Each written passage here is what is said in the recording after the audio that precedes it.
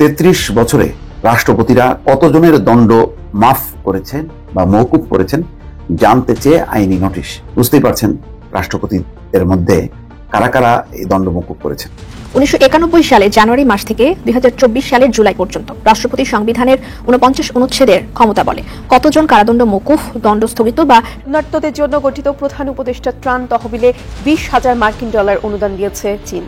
দেশের 11টি জেলায় বন্যা ইস্যুতে সর্বাত্মক সহযোগিতার প্রস্তাব দিয়ে অন্তর্বর্তী সরকারের প্রধান উপদেষ্টা ডক্টর মোহাম্মদ ইউনূসকে চিঠি দিয়েছেন পাকিস্তানের প্রধানমন্ত্রী শাহবাজ শরীফ। ফের একবার উত্তপ্ত হলো ভারত বাংলাদেশ বর্ডার। এক্ষেত্রে খোদ বাগবিতণ্ডায় জড়িয়ে পড়লেন বিএসএফ এবং বাংলাদেশের যে বর্ডার সিকিউরিটি গার্ড তার সদস্যরা। রং তামাশা করতেছিল, নিজেদেরকে প্রভু প্রভু ভাবতেছিল, তাদের কিন্তু ফুঙ্গি বাজায় দিচ্ছে আমগো পোলাপাইনেরা। ভারতের যে কি বলা হয় হাই কমিশন যে ছিল সে কিন্তু যথেষ্ট নমনীয় সরে সরি বইলা গেছে যে আগামীতে ইন্ডিয়াতে পালাতে গিয়ে দালাল আফ্রিদিন নানা মারা গেছে তো বিএসএফ এর গুলিতে। অবিশ্বাস্য মনে হইতেছে না, ঘটনা সত্য। আমরা সবাই বাবর হব, 7 সিস্টার স্বাধীন করব এবং তিনি যদি মুক্তি পান তাহলে বিএনপির মাঝে তিনি হয়তো হিরো রূপে ফিরে আসবেন।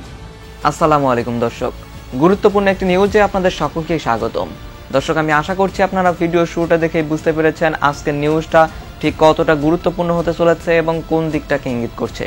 তাই বলবো দর্শক, যারা ভিডিওটি অন করেছেন তারা অবশ্যই নিউজটি না টেনে সম্পূর্ণ মনোযোগ সহকারে দেখবেন। তো প্রিয় দর্শক, আমি আর বেশি কথা বাড়াবো না। আমি ভিডিও শুরুতে আপনাদের যে ভিডিওগুলোর অংশবিশেষ দেখিয়ে শুরু করেছিলাম সেই ভিডিওগুলোর বিস্তারিত আলোচনা দেখাবো। তবে তার আগে বলি, যারা এখনো চ্যানেলটি সাবস্ক্রাইব করেননি সকলে চ্যানেলটি সাবস্ক্রাইব করে পাশে থাকা বেল আইকনটি বাজিয়ে দিবেন। আর যারা ইতিমধ্যেই সাবস্ক্রাইব করে রেখেছেন তাদের সকলকে অসংখ্য ধন্যবাদ। তো চলুন একটি লাইক দিয়ে আমরা ধারাবাহিকভাবে সবগুলো ভিডিওর বিস্তারিত আলোচনা দেখে আসি। দর্শক, একটা গুরুত্বপূর্ণ খবর। 33 বছরে রাষ্ট্রপতিরা কতজনের দণ্ড মাফ করেছেন বা মওকুফ করেছেন জানতে চেয়ে আইনি নোটিশ। বুঝতেই পারছেন যে আমাদের সাবেক রাষ্ট্রপতিদের মধ্যে কারা কারা এই দণ্ড মওকুফ করেছেন। নিঃসন্দেহে সাবেক রাষ্ট্রপতি আব্দুল হামিদ কিন্তু তার মধ্যে আছেন। জেনারেল আজিজের 2 ভাই জোসেফ, তার কথা তো মনে আছে, তারা ফাঁসির আসামি ছিলেন। তাদের দণ্ড মওকুফ শুধু করা হয়নি, তাদেরকে রীতিমতো নিরাপদে জালিয়াতির মাধ্যমে দেশ থেকে পাঠানো হয়েছে বিদেশে।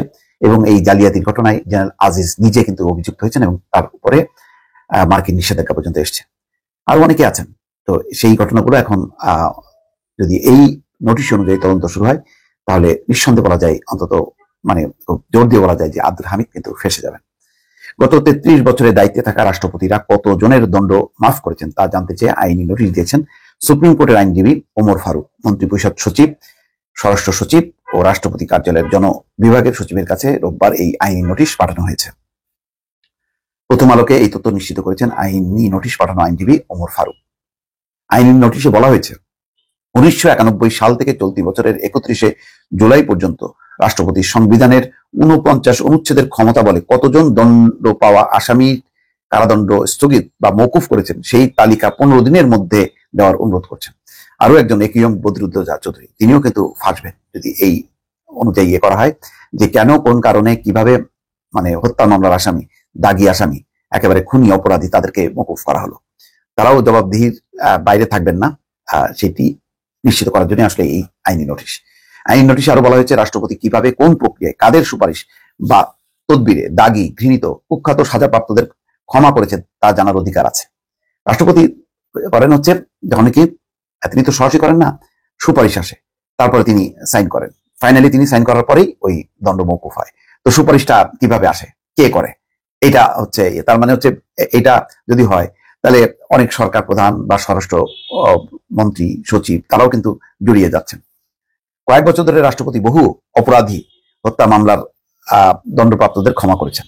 রাষ্ট্রপতির ক্ষমা পেয়ে মৃত্যুদণ্ড ও যাবজ্জীবন দণ্ড পাওয়া অপরাধীরা জেল থেকে বেরিয়ে আবার মাফিয়া ডন হিসেবে সমাজে আতঙ্ক ছড়িয়েছে। আইনি নোটিশে আরো বলা হয় রাষ্ট্রপতি কোন প্রক্রিয়ায় সাজাপ্রাপ্তদের দণ্ড মওকুফ করেন, দণ্ড মওকুফের মানদণ্ড কি সেটা মানুষের জানা দরকার। আগামী 15 দিনের মধ্যে রাষ্ট্রপতি কর্তৃক সাজাপ্রাপ্তদের দণ্ড মওকুফের তালিকা দেওয়ার অনুরোধ করা হয়েছে। এটা একটা বড় ধরনের ইনভেস্টিগেশন। এটা যদি হয় তাহলে আব্দুল হামিদ, বদরুদ্দোজা চৌধুরী সহ কিন্তু অনেকেই ফাঁসবেন। আমরা সবাই বাবর হব, 7 সিস্টার স্বাধীন করব, এরকম একটি স্লোগান নিয়ে খুব ছোট, সম্ভবত 20-25 সেকেন্ডের একটা ভিডিও। এটি এখন ভাইরাল হয়ে দেশে ঘুরছে এবং এটি ভারতের বিভিন্ন মহলে নিদারুণ তোলপাড় তৈরি করেছে। আমাদের দিল্লি কেন্দ্রিক দাদা যারা আছেন, কলকাতা কেন্দ্রিক যে সকল দাদারা আছেন, তারা এই ছোট্ট ভিডিও ক্লিপটিকে নিয়ে রীতিমতো হই হুল্লোড় শুরু করেছেন। কেন করছেন সেটা পরে আসছি, তার আগে বলে নেই যে স্বরাষ্ট্রমন্ত্রী সাবেক প্রতিমন্ত্রী মিস্টার বাবর, তিনি তো এখন মৃত্যুদণ্ড প্রাপ্ত আসামি। কিন্তু যে রাজনৈতিক পরিস্থিতি চলছে, যদি এভাবে চলতে থাকে হয়তো তিনি খুব দ্রুত মুক্তি পাবেন, এবং তিনি যদি মুক্তি পান তাহলে বিএনপির মাঝে তিনি হয়তো হিরো রূপে ফিরে আসবেন, এবং তাকে ওইভাবে বরণ করার জন্য তার নির্বাচনী এলাকা থেকে শুরু করে বিএনপির যারা কেন্দ্রীয় নেতাদের একটা বিরাট অংশ অধীর আগ্রহ অপেক্ষা করছে। কারণ তিনি তারেক রহমান সাহেবের খুবই ঘনিষ্ঠ ছিলেন। এটার একটা কারণ হতে পারে, অথবা এখন যে অবস্থা তৈরি হয়েছে সেই অবস্থাতে বিএনপির জন্য সবচেয়ে ঘনিষ্ঠ এবং কৌশলগত বন্ধু হিসেবে চীন এবং পাকিস্তান নতুন করে আবির্ভূত হয়েছে। চীন অনেক চেষ্টা করেছে আওয়ামী লীগের সঙ্গে সম্পর্ক করার, এবং বিএনপির সঙ্গে তাদের যে ঐতিহাসিক সম্পর্কটি এটি তারা প্রকৃতির হাতে ছেড়ে দিয়েছিল। কিন্তু এখন যেহেতু আওয়ামী লীগের পতন হয়েছে এবং ভারত বাংলাদেশের রাজনীতির যে অভ্যন্তরীণ রাজনীতি, এর থেকে বলতে গেলে এখন তারা বিতাড়িত। এই জায়গাটি দখল করার জন্য চীন অবশ্যই বিএনপির সহযোগিতা চাইবে। এর কারণ হলো ডক্টর মোহাম্মদ ইউনূসের নেতৃত্বে যে অন্তর্বর্তীকালীন সরকার রয়েছে, সবাই জানেন যে তারা সকলেই পশ্চিমা মদতপুষ্ট। আমেরিকা এবং ইউরোপের দেশগুলোর সঙ্গে এদের সবারই সম্পর্ক ভালো। ফলে এখানে তাদের মাধ্যমে, অর্থাৎ এই এখন যারা ক্ষমতায় আছেন তাদের মাধ্যমে চীন যে বাংলাদেশের রাজনীতিতে ঢুকতে পারবে না। এখানে আমেরিকার একটা প্রভাব থাকবে, এবং আমেরিকা এবং চীনের মধ্যে যে গুরুতর সম্পর্কের অবনতি, তারই প্রেক্ষিতে চীন দীর্ঘমেয়াদে তাদের যে স্বার্থ, সেই স্বার্থ বিএনপির মাধ্যমে বাস্তবায়িত করতে চাচ্ছে। এবং ইতিমধ্যে দেখেছেন যে চীনা রাষ্ট্রদূত বিএনপির মহাসচিবের সঙ্গে দেখা করেছেন। এর বাইরে বিএনপির নেতৃবৃন্দ চীনের কৌশলগত মিত্র, এবং বিএনপির কৌশলগত মিত্র সেটা হলো পাকিস্তান। রাষ্ট্রীয়ভাবে পাকিস্তানের সঙ্গে এদের ঐতিহাসিক সম্পর্ক রয়েছে, চীনেরও রয়েছে আর বিএনপিরও রয়েছে। এই সম্পর্কটি এই সময়টিতে এসে একেবারে খোলামেলা হয়েছে। আওয়ামী লীগ একসময় বলতো যে চীনের না, ঠিক বিএনপিকে বলতো আইএসআই এর এজেন্ট। বাংলাদেশে যেমন ডিজিএফআই আছে, তদ্রুপ পাকিস্তানের যে সেনা গোয়েন্দা সংস্থা আইএসআই, তার এজেন্ট হিসেবে বিএনপিকে তার আখ্যা দিত। পাকিস্তানের গুপ্তচর হিসেবে শহীদ প্রেসিডেন্ট জিয়াউর রহমানকে নিয়ে আওয়ামী লীগের যে বিষোদ্গার, এটি কোন পর্যায়ে ছিল আপনারা সবাই জানেন। কিন্তু এখন আওয়ামী লীগের এই যে চরম দুর্দশার এই সময়টিতে আইএসআই নিয়ে পাকিস্তান নিয়ে একটা টু শব্দ উচ্চারণ করার মতো অবস্থায় বাংলাদেশে এই মুহূর্তে কারোরই নেই। এবং এই যে একটা ভ্যাকিউম চলছে, এই জায়গাটিতে মূলত চীন এবং পাকিস্তান ঢুকে পড়েছে, এবং বিএনপিও রাজনৈতিকভাবে শক্তিশালী হওয়ার জন্য তাকে এই দুটো সুযোগ নিতে হচ্ছে। এর কারণ হলো বিএনপির কাছে স্পষ্ট যে ভারতের সঙ্গে তাদের বন্ধুত্ব হবে না, অন্তত ক্ষমতায় যাওয়ার জন্য হবে না। তো কাজেই ভারতকে প্রতিপক্ষ ভেবেই মূলত তারা চীনের সঙ্গে এবং পাকিস্তানের সঙ্গে সম্পর্ক স্থাপন করার জোর তৎপরতা চালিয়ে যাচ্ছে। বিষয়টি এখানকার যে ভৌগোলিক গুরুত্ব এবং এখানকার অভ্যন্তরীণ রাজনীতি, এতে যথেষ্ট উত্তেজনা সৃষ্টি করবে, নতুন মাত্রা এখানে যোগ করবে। এবং সেখানে জনাব লুৎফুজ্জামান বাবর অবশ্যই সেখানে গুরুত্বপূর্ণ একজন ব্যক্তি হিসেবে আবির্ভূত হবেন। কেন? আপনারা জানেন যে 10 ট্রাক অস্ত্র মামলা, এই অস্ত্র মামলায় তিনি সাজাপ্রাপ্ত আসামি, এবং তার সঙ্গে আর অনেকেই সাজাপ্রাপ্ত হয়েছেন।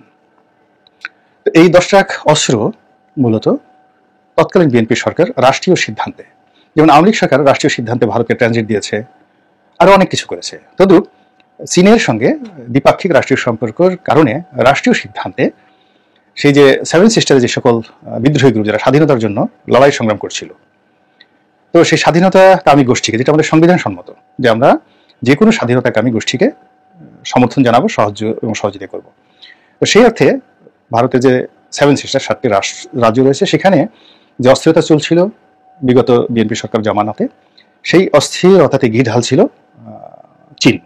অস্ত্র দিয়ে, অর্থ দিয়ে ওখানকার বিদ্রোহী গোষ্ঠী, বিশেষত উলফাকে তারা সাহায্য করতো, সহযোগিতা করত। তো সেই উলফার হাতে লড়াই করার জন্য যে অস্ত্র, যেটা চীন এখন ধরেন মায়ানমারে দিচ্ছে, সরকারকেও দিচ্ছে, বিরোধী গ্রুপকেও দিচ্ছে, এবং অনেক দেশই তারা দেয়, তো ওইভাবে উলফাকে দিচ্ছিল। এবং সেই অস্ত্রের যে চালানটি এটি বাংলাদেশের বন্দর ব্যবহার করে খালাস করা হচ্ছিল। মূলত এই বন্দর দিয়ে সেই 10 ট্রাক অস্ত্র ভারতের সেই বিদ্রোহীদের হাতে চলে যেত, এবং সেটি যাকে বলা হয় একেবারে ঠিক মাসুদ রানের স্টাইলের বা জেমস বন্ডের স্টাইলে ভারতের গোয়েন্দা সংস্থা এই বিষয়টি ধরে ফেলে। এবং এটি এমনভাবে পত্রপত্রিকা এসে যায় যে ওটিকে হজম করার ক্ষমতা আসলে ওই সময়ের প্রেক্ষাপটে সরকারের ছিল না। কিন্তু এখনকার জমানা হলে সরকার স্পষ্টতই বলতে পারতো যে হ্যাঁ আমরা এই কাজগুলো করছি এবং এটা আমাদের রাষ্ট্রীয় সিদ্ধান্ত, যেভাবে শেখ হাসিনা করেছেন। তো সেই ঘটনার প্রেক্ষিতে মামলা হয়েছে এবং পরবর্তীতে ওই ঘটনাকে কেন্দ্র করেই বাংলাদেশে ১/১১ হয়েছে, বিএনপি সরকারের পতন হয়েছে এবং সেই ঘটনাকে কেন্দ্র করে আওয়ামী লীগ সরকারের উপর চাপ প্রয়োগ করা হয়েছে যেন এই ১/১১ যারা কুশীলব তাদেরকে এবং এই 10টা অস্ত্রের মামলা যারা কুশীলব তাদেরকে শাস্তি আওতায় আনা হয়। তো সেভাবে আওয়ামী লীগ সবকিছুই ভারতের কথা মতো করেছে।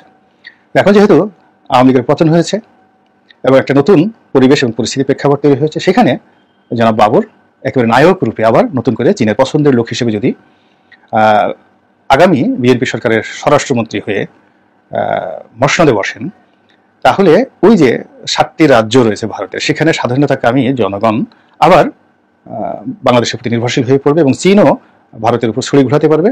আর বাংলাদেশও আগে যেভাবে ভারতকে ভয় পেত তার চেয়ে আরো বেশি উঁচু গলায় ভারতের সাথে লড়াই করতে পারবে, এরকম একটা পরিবেশ পরিস্থিতি তৈরি হয়েছে। এখন ভারতকে আমরা সেভাবে মোকাবেলা করতে পারবো কিনা, ভারতের সাথে সেটা করা ঠিক হবে না কিনা, এগুলো পরবর্তী প্রশ্ন, $1 মিলিয়ন কোশ্চেন, সেটা পরের ব্যাপার। কিন্তু এখন ভারতের সম্পর্কে মানুষের যে ভয় ছিল, আতঙ্ক ছিল, সেটা কেটে গেছে। ভারত যে ঘোড়ার ডিম আমাদের কিছুই করতে পারে না, যদি পারতো তাহলে তারা আওয়ামী লীগকে রক্ষা করতে পারতো, শেখ হাসিনাকে রক্ষা করতে পারতো, শেখ হাসিনার জন্য তারা সৈন্যবাহিনী পাঠাবে, এরকম অনেক কথাই তো আওয়ামী লীগের লোকজন বলতেন। কিন্তু দেখা গেল যে শেখ হাসিনা পালিয়ে যাওয়ার পর যেভাবে আওয়ামী লীগের লোকজন বাংলাদেশে মানে একেবারে তাদের জীবনে হারাম হয়ে গেছে, আর অনেকে যেভাবে সীমান্ত পাড়ি দিতে গিয়ে ভারতীয় টাউটবাটপারদের কবলে পড়ছেন এবং ভারতের যে বিএসএফ বাংলাদেশের এই সকল আওয়ামী লীগ নেতাদেরকে যেভাবে জিম্মি করছেন, অনেকে গুলি করছেন এবং অনেককে আবার বিজিবির হাতে ধরিয়ে দিচ্ছেন, এই জিনিসগুলো কোনো অবস্থাতেই আওয়ামী লীগের যারা লোকজন আছে তাদের যে মনোজগৎ, সেই মনোজগতে ইতিবাচক কোনো প্রভাব ফেলছে না। আর আওয়ামী প্রতিপক্ষ যারা আছে তাদেরকে উৎসাহিত করছে যে ইয়েস উই ক্যান ডু। অতি সম্প্রতি ছাত্রলীগের সাবেক সাধারণ সম্পাদক ইসাক আলী খান পান্না, তিনি এই ভারতে পালাতে গিয়ে সেখানে মারা গিয়েছেন। তার লাশ এখনো পর্যন্ত, আমি যে ভিডিওটা করছি শনিবার দিন, এখনো পর্যন্ত বিএসএফ এর কাছে দেওয়া হয়নি। কেউ কেউ বলছে যে এটা বিজিবি গুলি করেছে, কেউ বলছে বিএসএফ গুলি করেছে, আবার অনেকে বলছে যে না, তিনি আসলে অতিরিক্ত মানসিক প্রেসারে হার্ট অ্যাটাক করে তার মৃত্যু ঘটেছে। কিন্তু বাস্তবতা যাই হোক না কেন, ঘটনা যাই হোক না কেন, এটাই সত্য যে ভারত আওয়ামী লীগের নেতাদেরকে ওভাবে আশ্রয় দেয়নি, ওভাবে সীমান্ত খুলে দেয়নি। একই অবস্থা হয়েছে বিচারপতি মানিকের। বিচারপতি মানিক ভারতকে খুশি করার জন্য যেভাবে জামাতের লোকদেরকে ফাঁসিতে চড়িয়েছেন, নির্দয় এবং নিষ্ঠুরভাবে যেভাবে ভারত বিরোধী লোকদেরকে শাস্তি দিয়েছেন, যেভাবে জঙ্গিবাদের যতগুলো নাটক হয়েছে সেই নাটকের কুশীলবদেরকে তিনি আদালতের সে যাকে বলে আশ্রয় দিয়েছেন। আর সেই কুশীলবরা যে সকল নাটক সাজিয়েছে, সেই নাটকের যারা ভিলেন সাজানো হয়েছে তাদেরকে যেভাবে বিচারপতি মানিক এর নেতৃত্বে একদল লোক যেভাবে যাদের জীবনকে জাহান্নাম করে দিয়েছে, সেই পরিবেশ এবং পরিস্থিতির প্রেক্ষাপটে আসলে মানিক সাহেবকে বাংলাদেশ থেকে আলাদা হেলিকপ্টারে করে তাদের ভারতে নিয়ে যাওয়া উচিত ছিল। কিন্তু সেটা না করে তিনি যেভাবে সীমান্তে অপদস্থ হয়েছেন, যেভাবে লাঞ্ছিত হয়েছেন, যেভাবে মার খেয়েছেন এবং তাকে যেভাবে এখন অপদস্থ করে কোর্টে হাজির করা হলো, সব মিলিয়ে ভারতের যে বাংলাদেশে প্রভুত্ব এটি এখন একেবারে শূন্যের কোঠায়। আর ভারতের যে বন্ধুত্ব এটি যে কোনো অবস্থাতে বিশ্বাসযোগ্য নয়, এটি এখন শেখ হাসিনা সবচেয়ে ভালোভাবে টের পাচ্ছেন। আর শেখ হাসিনা যে কি জিনিস সেটা তার আশেপাশের লোকজন আরো ভালোভাবে টের পাচ্ছেন। তো তারই প্রেক্ষাপটে যে স্লোগান হচ্ছে, বা বাবরকে যেভাবে, লুৎফুজ্জামান বাবর সাহেবকে যেভাবে হিরো বানানোর এখন যে স্লোগান চলছে, এটি দিল্লিকে নতুন ভাবনায় ফেলে দিয়েছে। দর্শক, আমি আশা করছি আপনারা সকলেই অত্যন্ত মনোযোগ সহকারে সবগুলো ভিডিওই দেখেছেন। এমনকি দর্শক, যদি এই ভিডিওগুলো সম্পর্কে আপনাদের কোনো মতামত থেকে থাকে তাহলে তো অবশ্যই জানাবেন। দর্শক, সবশেষে জানাবেন আপনি ঠিক কোন জায়গা থেকে আজকের এই নিউজটি দেখেছেন।